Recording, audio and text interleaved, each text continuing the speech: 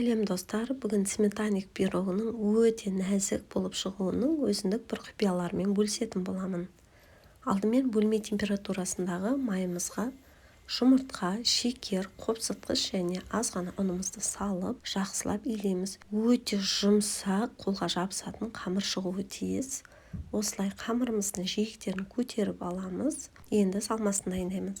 20% сметанамызға жұмыртқа, шекер, ванилин және кукурузный крахмал. Кукурузный крахмал болмаса, орнын манны кашымен алмастырсаңыз болады. Дайын тұрған қамырымызға сметанамызды құямыз. Сіздерге күшті лайфхак болсын. Осындай сұйық пирогтардың бетіне жидек салған кезде ұнға араластырып салсаңыз, түбіне дейін батпайды, осылай бетінде қалқып тұратын болады. Вуаля, 180 градуста 35-40 минут аралығында пісіреміз.